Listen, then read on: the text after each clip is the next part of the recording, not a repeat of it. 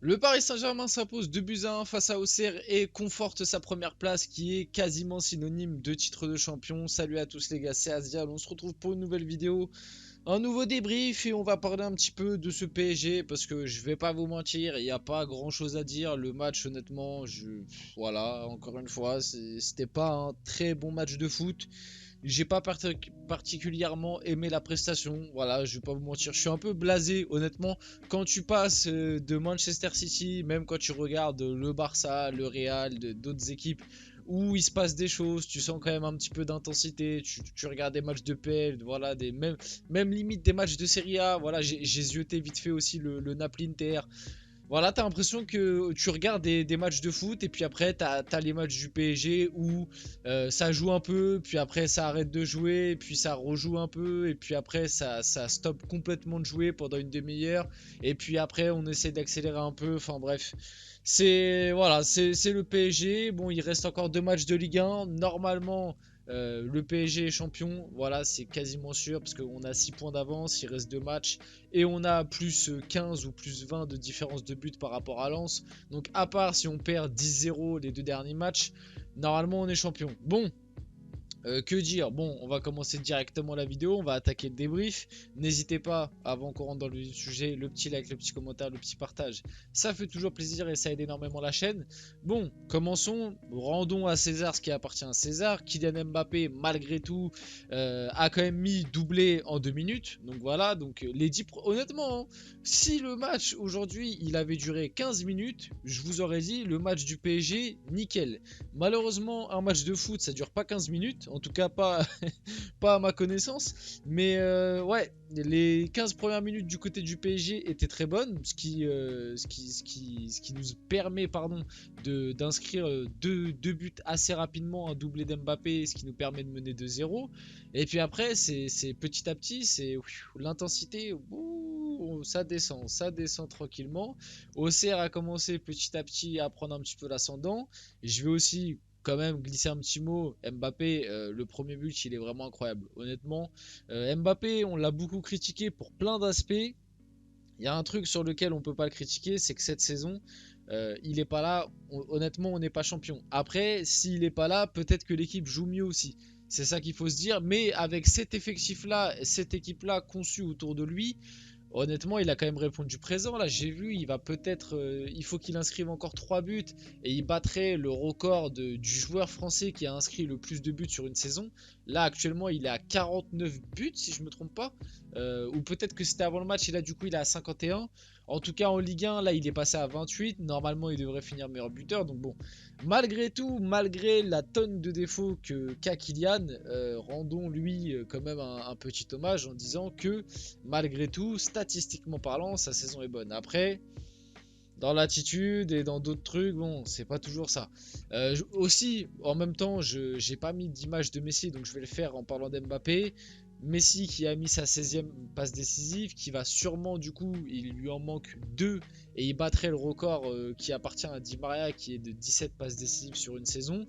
Donc pareil, tu vois, c'est des joueurs qu'on a critiqués quand il fallait, voilà, l'implication dans certains replis défensifs, dans certaines actions, un manque d'application, etc. Mais statistiquement parlant, Messi et Mbappé, il faut être honnête, et même Neymar à une autre échelle, ont répondu présent et sans eux, ça aurait été bien plus compliqué. Je vous ai mis cette action.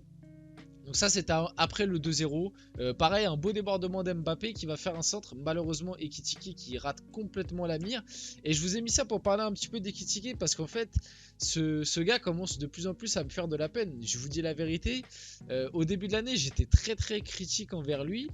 Et en fait, je me rends compte que malgré tout, malgré tous les défauts qu'il a, malgré le fait que oui, là on l'a encore vu dans ce match-là, le niveau PSG, il l'a pas encore. Franchement, la prestation de ce soir est pas bonne. En plus, enfin, est pas bonne. Et moyenne quoi. Enfin ouais, moyenne pas bonne. En plus le pauvre il sort sur blessure à la 55e. Du coup ça signifie sûrement fin de saison parce que ça avait l'air d'être musculaire. Tout comme Fabien Ruiz d'ailleurs. Bon malheureusement le pauvre en fait il commence à me faire de la peine parce que il montre quand même je trouve une implication, une envie Et je sais pas, honnêtement, n'hésitez pas à me donner votre avis dans les commentaires sur Ekitike, votre avis un petit peu sur tout ça, mais moi personnellement, il est en train de devenir, je trouve, attachant parce que finalement, qu'est-ce qu'on réclame à longueur de temps, toutes nos manifestations, je parle de nous, supporters parisiens, on a manifesté devant la Factory, toute l'année on réclame moins de bling bling, etc. Et à chaque fois qu'on demande aux supporters du PSG, grosso modo, ce qu'ils veulent, à chaque fois on nous dit on veut une équipe compétitive avec des joueurs qui mouillent le maillot et qui aiment le PSG, qui respectent les supporters, l'institution, etc. Et en fait je me rends compte que bah oui, Ekitike en termes purement footballistiques à l'heure actuelle il n'a pas le niveau, je pense, PSG, il n'a pas le niveau Ligue des Champions, etc. Mais il coche tous les autres facteurs. Il a la dalle. Moi, je suis désolé, vous pouvez pas me dire le contraire. Le gars, quasiment tous les jours de repos qui ont été accordés par le club, il est allé s'entraîner tout seul. Et plein de fois, mais ça a été relayé par certains médias, mais des fois il l'a fait sans que ce soit forcément relayé. Sur le terrain, au début de l'année, je trouvais qu'il avait une attitude nonchalante, etc. C'est pour ça que je le critiquais beaucoup. Mais depuis un certain temps, sur le terrain, moi honnêtement, alors oui, techniquement, il y a du déchet. Oui, devant le but, bah voilà, je peux vous remettre l'action. Voilà, ça c'est un loupé. Normalement, tu dois pas le louper. Mais dans l'implication, dans les replis défensifs, dans les courses, les appels, le nombre d'appels dans le vide que fait Ekitike et ce qui permet justement, son activité permet, je trouve, à Mbappé et Messi d'être beaucoup plus libre, beaucoup plus créateur, avec beaucoup plus d'espace parce que t'as Ekitike qui, mine de rien, toutes les critiques qui lui sont faites, il occupe un petit peu un défenseur. Voilà, c'était un petit avis que j'ai sur lui. Honnêtement, il commence un petit peu à me faire de la peine parce que tu sens qu'il veut bien faire, même sur certaines actions qu'il rate. Tu sens, voilà, il tape par terre, t'as l'impression qu'il s'en veut à lui-même. Et après, tu vois, hop, il fait une course et tout, repli défensif. Il court énormément. Honnêtement, il court énormément. Et je pense aussi que le fait de autant courir, ça peut jouer des fois un peu sur sa lucidité. Voilà, c'était un petit avis global sur Ekitike, un petit sujet. N'hésitez pas à me donner votre avis là-dessus sur les commentaires. Peut-être que vous n'allez pas être d'accord avec moi. Moi, c'est le ressenti que j'ai de plus en plus. Au début de l'année, j'étais très critique et petit à petit, je trouve, il devient, je sais pas, un petit peu attachant. J'ai envie, limite, voilà, qu'il progresse et qu'il arrive à s'imposer dans cette équipe. Après, ça veut pas dire qu'il va le faire. Bon, Auxerre, après le 2-0 du PSG, va, mine de rien, revenir au score à la 51e minute de jeu avec un but de Sinayoko sur cette action. Bon, l'alignement défensif est catastrophique. Marquinhos est là, Ramos est là, Danilo est là. Bon, voilà, ta défense à 3 est disposée comme ça. Et puis t'as l'attaquant qui est tout seul là. Bon, voilà. Alignement catastrophique. Bon, bravo au Auxerrois. Honnêtement aussi, petit mot, hein. Bravo à Auxerre qui fait un très bon match. Le PSG qui, au bout de 15 minutes, a éteint. Voilà. Ils ont éteint le robot, ils ont éteint la télé. Auxerre, eux, ils ont eu les occasions. Et je vais parler aussi un petit peu de Donnarumma parce que sur le but de Sinayoko, bon, il peut mieux faire. Voilà, c'est une petite erreur. Et voilà, on en revient encore au même débat. Le débat Donnarumma, c'est ouais, des fois, il va te faire des gros arrêts. Oui, des fois, il va être clutch. Là, encore aujourd'hui, hein, face à Auxerre, il te sort des fois 2-3 arrêts importants, entre guillemets, qui te maintiennent dans le match. Des arrêts pas hyper compliqués, mais pas forcément évidents. Et il va quand même les chercher. Mais le problème de Donnarumma, et je sais pas s'il va réussir à régler ça sur les prochaines années, pour son futur, mais il a un très gros souci de concentration, je pense. Je sais pas, en fait, il peut te sortir un match parfait pendant 70 minutes. Il va te sortir des arrêts improbables, des trucs que normalement un gardien de classe moyenne ne peut pas faire. Ça prouve du coup qu'il est un gardien de classe mondiale, parce que moi j'en suis convaincu que Donnarumma fait partie du top, voilà, du chapeau 1 des gardiens. Mais le problème de Donnarumma, pardon, c'est que des fois, des trucs hyper simples, il va pas réussir à te les faire. Là, honnêtement, le but qu'on prend aujourd'hui, le but d'Auxerre, il est pas super dur à arrêter. Et pourtant, Donnarumma se trouve à lui passe sous le bras, je sais pas comment il fait, mais l'arrêt est pas hyper compliqué. Limite, il y a des arrêts qu'il a fait pendant le match qui étaient plus durs que celui-là. Donc je sais pas, c'est un problème, je sais pas si c'est un souci de confiance, de concentration ou quoi. La seule chose, c'est que j'espère que ça va un petit peu se régler pour le futur. Je vous ai affiché la compo et une petite image de fin pour parler un petit peu des prestations individuelles. Bon, déjà, Parler de la compo, bon, malheureusement pour Zaïre Emery, il a été réaligné en piston droit parce qu'Hakimi a encore pris rouge. Zaïre Emery, le match en piston droit là a été, je trouve, bien moins convaincant. Moi, j'aime beaucoup ce trio d'attaque comme on avait au début de l'année et laisser juste un milieu à deux. Alors oui, peut-être qu'on est un petit peu plus fragile défensivement, encore que, parce que avec un milieu à 3, on était tout aussi fragile. Mais je trouve que le fait qu'il soit 3 devant, ça laisse moins de champ d'action à la défense adverse pour les marquer. Quand t'avais que Mbappé et Messi, en face, c'était assez facile pour la défense de les gérer puisque tu n'avais que eux deux et que nos pistons ne servent quasiment à rien offensivement.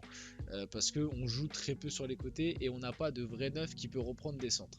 Le fait qu'il y ait Ekitike, et c'était un peu pareil quand on avait Neymar, l'avantage de Neymar c'est qu'il faisait beaucoup de courses au milieu de terrain.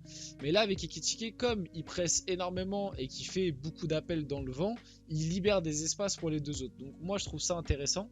Et la preuve, une fois qu'il est sorti, ça a été bien pire je trouve. Même s'il fait pas un match, Ekitike il fait pas un top match honnêtement.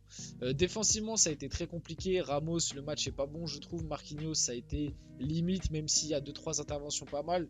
Encore une fois, je trouve que le meilleur des trois derrière ça a été Danilo. Encore que pareil, il n'a pas été non plus toujours impérial.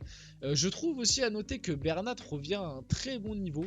Je sais pas, n'hésitez pas à me donner votre avis là-dessus dans les commentaires, mais j'ai trouvé je trouve que Bernat en ce moment il revient à un niveau pas mal. Et le truc qu'il a par rapport à un Nuno Mendes, c'est il a une intelligence de jeu bien plus développée. Physiquement, il est bien moins bon, mais par contre en termes d'intelligence de jeu et même de relation, tu le vois direct que Bernat, entre lui et Messi et lui et Mbappé, la relation Bernat-Mbappé et Bernat-Messi est bien plus développée sur le terrain qu'avec Nuno Mendes. Donc, ouais, finalement, l'ultime piston gauche qu'on pourrait avoir au PSG, ce serait la fusion entre Bernat et Nuno Mendes. Parce que techniquement, Nuno Mendes est très bon, mais Bernat il a cette touche espagnole. Tu sens que, je vais pas dire l'ADN Barça, parce que je crois pas qu'il a joué au Barça ou qu'il a été formé là-bas, mais tu sais, il a un peu ce truc jeu de position, jeu de possession, et il sait très bien dédoubler avec les deux. Donc voilà, à noter, je trouve que Bernat revient plutôt pas mal. Voilà, c'était tout pour ce débrief. N'hésitez pas à me dire ce que vous en avez pensé dans les commentaires. C'était Asial. N'hésitez pas, petit like, petit commentaire, petit partage. On se retrouve très rapidement pour une prochaine vidéo.